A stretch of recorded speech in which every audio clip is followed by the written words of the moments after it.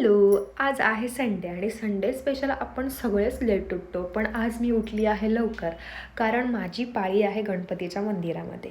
तर मग सकाळी लवकर उठले आणि मग गेले मंदिरामध्ये, कारण मंदिरामध्ये माझी पाळी होती, त्यामुळे सगळं लवकर आवरून मला घरचं पण आवरायचं होतं. मग गेले, छानपैकी भांडी धुतली, झाडू मारला, लादी पुसली, दिवाबत्तीची तयारी केली, छानपैकी पूजा केली, बाप्पाला आरती दाखवली, आरती वगैरे केली आणि मग आले घरी आल्यानंतर संडे बोलल्यानंतर तर सगळंच कामं आपली निघतात.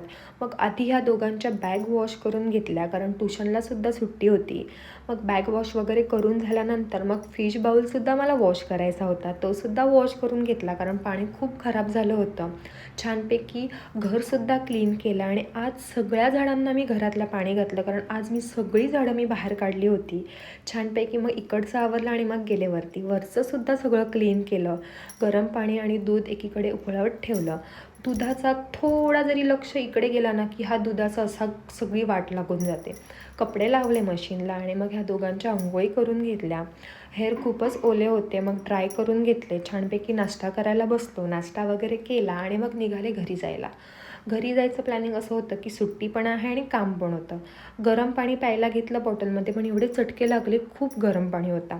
छानपैकी बसमध्ये दोघं झोपले. घरी आल्यानंतर जेवणाची तयारी काहीच केली नव्हती, कारण आईने मच्छी घेतली होती. आई गेलेली शेतावरती, तिला समजलं आम्ही आलो आहे तर ती लगेच घरी आल्यानंतर मग तिनेसुद्धा जेवणामध्ये हेल्प केलं. छानपैकी तिने मला वाटण वगैरे करून दिलं, कारण आम्हाला वाटणचाच रस्सा लागतो. सो तिने वाटण वगैरे मला करून दिलं. छानपैकी रस्सा, फ्राय, भात, भाकरी, छानपैकी जेवण केलं. भाकरी तर आईने सकाळीच केलेली. जेव्हा मी घरी येते ना, तेव्हा माझ्या घरी सगळी माझी फॅमिली येते, खास करून माझी सगळी छोटी मुलं येतात मुलासोबत खेळायला. छानपैकी जेवण करून घेतलं. तर कसा वाटला आजचा ब्लॉग नक्की कमेंट बॉक्समध्ये सांगा. थँक्यू. Bye bye.